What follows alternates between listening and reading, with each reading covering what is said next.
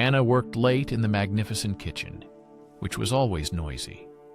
Pots banged, chefs yelled, and steam hissed even after the last guest left. The work was never over. Dishes were piled high, smeared with remains of expensive meals. Tonight, Anna was so tired, she could barely stand. Her feet ached and her back screamed. All she wanted was sleep. She wasn't a cook anymore. She was a dishwasher, the lowest of the low. Sometimes, as she worked, flashes of another life came to her. A small, sunny kitchen, the smell of spices, and the joy of creating meals. That life as a chef seemed far away now, lost in a blur of bad luck. The dishwashing area was a grimy world of cracked tiles and greasy air. Something rebellious sparked inside Anna. She took the ingredients and began to create, improvising on the spot. The leftover sauce, a forgotten piece of fish, some wilted herbs meant for compost.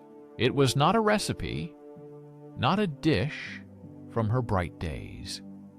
It was a survival instinct mixed with desperate joy. Anna worked quickly, her movements honed by years of skill. The sink was always full. Surrounded by scraps and broken plates, something sparked inside Anna, a tiny flicker of rebellion and hope. The gleam of the spotless front kitchen and fancy food was not her world, but scraps were scraps even here. Tonight, a cracked little plate lay amidst debris. Most days, that cracked plate would go straight into the trash, but exhaustion had seeped into her bones, and a flicker of something stirred inside her. The pale and layered fish became the center of attention. The sauce turned into a whirlwind of richness on the white porcelain, and the herbs added bright specks of color.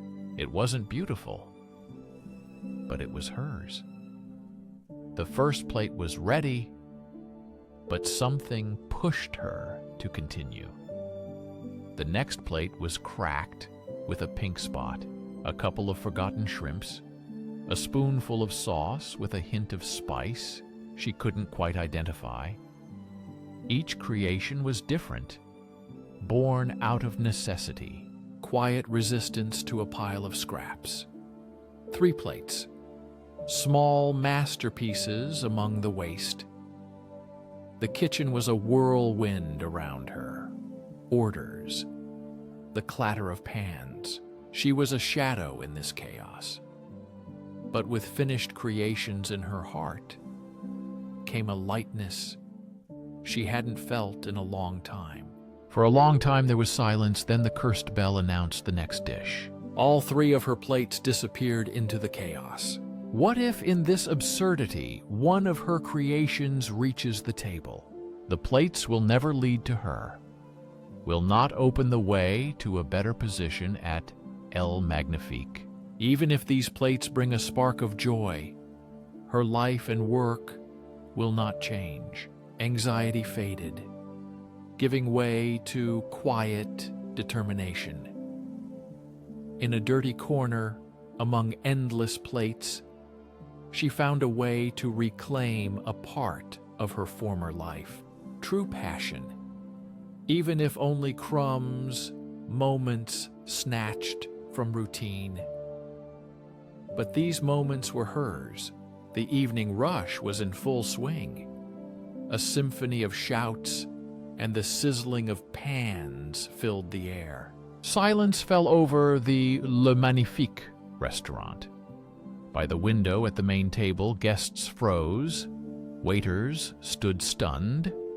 All eyes turned to one person, a man with silver hair whose aura filled the room. drew attention without raising his voice. This was Monsieur Dubois, the city's most influential critic. Dubois was known for his sharp critiques and rare moments of praise. Today seemed to be exactly such a rare moment. He theatrically called the head waiter. His voice was surprisingly quiet, but his words cut through the remaining whispers like thunder on a clear day. My compliments to the chef responsible for this extraordinary creation. Such a bold play of flavors is proof of true culinary talent, he said. These words hung in the air, like an explosion shaking the heart of the establishment. Chef Jacques, the undisputed king of Le Magnifique, hurried out of the kitchen. His usual mask of calm cracked, revealing a self-satisfied smile and a spark of genuine bewilderment. Jacques did not create bold dishes. His kitchen was about perfection, predictability, and luxury.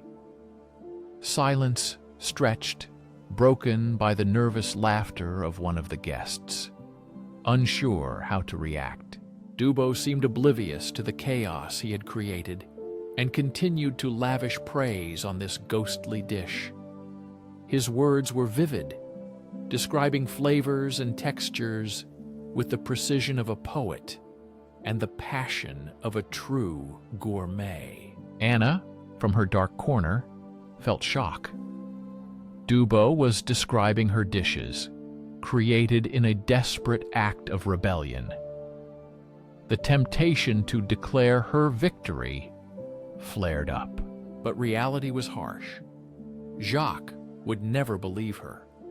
A simple dishwasher, claiming culinary genius, would face accusations of theft and lies.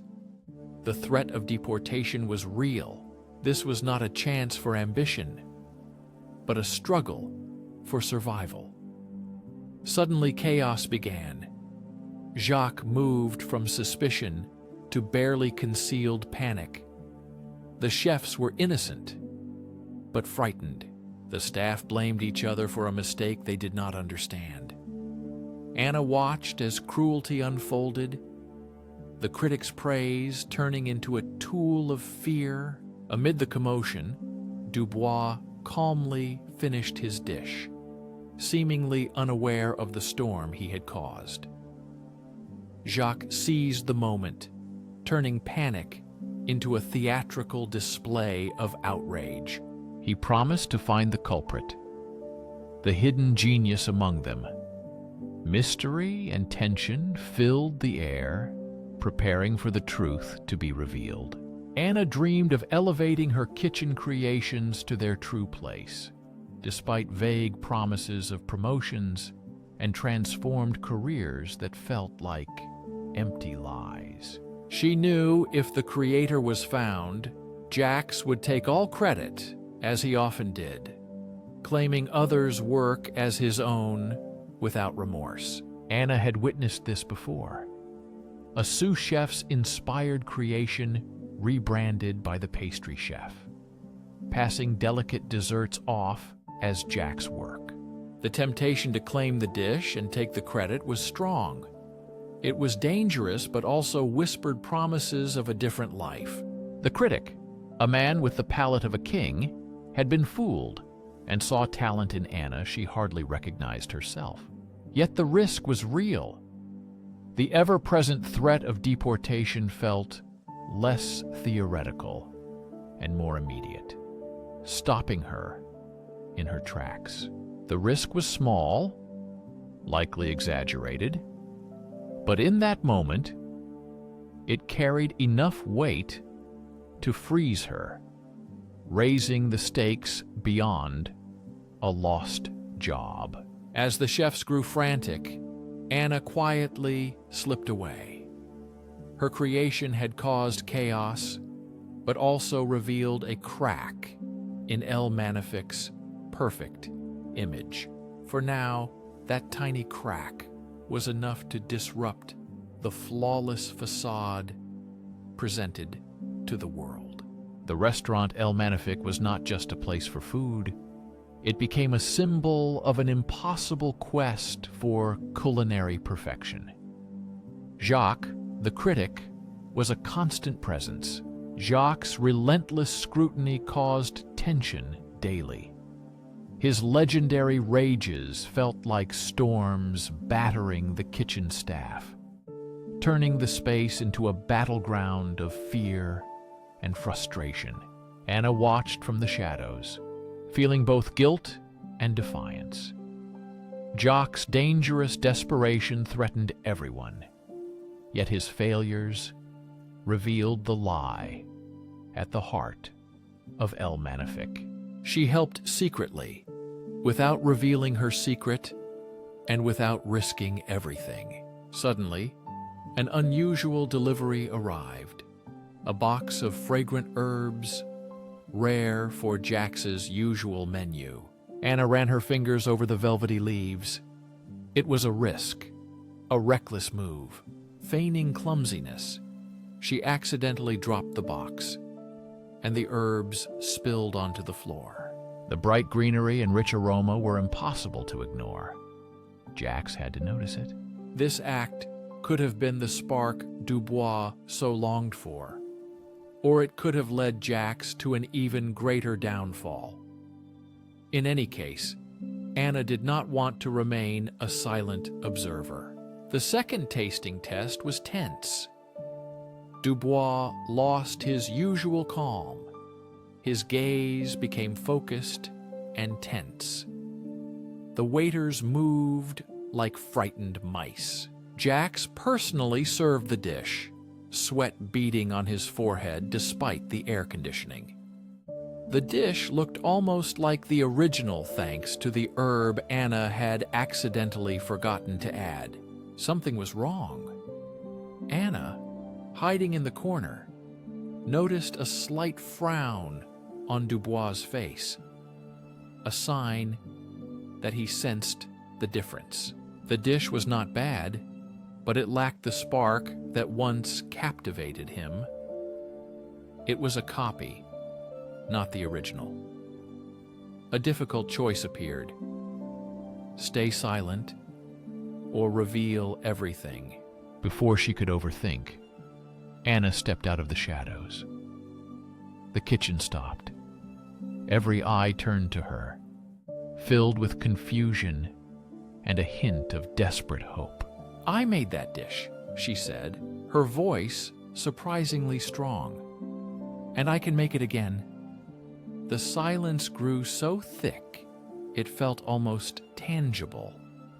Then Jacques scoffed loudly, his face red with anger. "Ridiculous," he shouted. A dishwasher claiming such a creation was unthinkable, but a glint sparked in Dubois' eyes.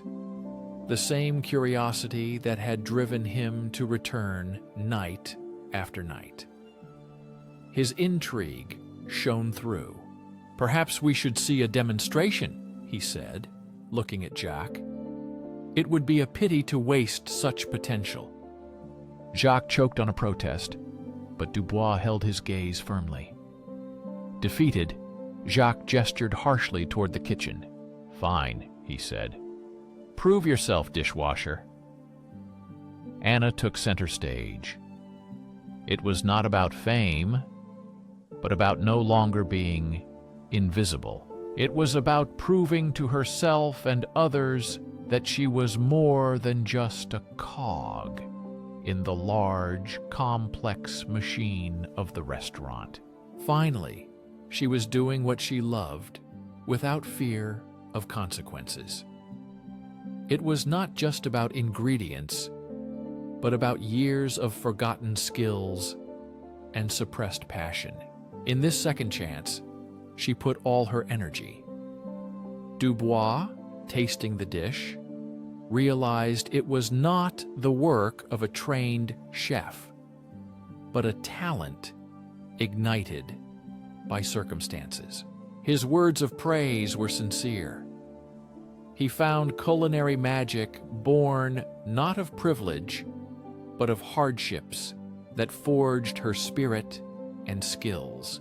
Jacques, watching the critic's reaction, felt a different heat, distinct from the stove. His surprise turned into cold calculation, realizing the threat in Anna's face.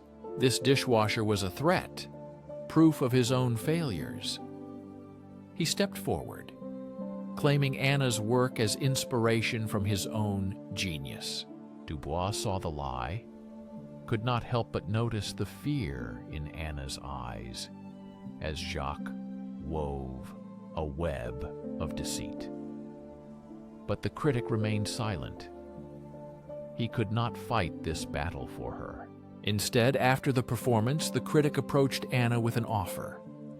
It was not a path to fame or fortune, but a small stage where real food mattered.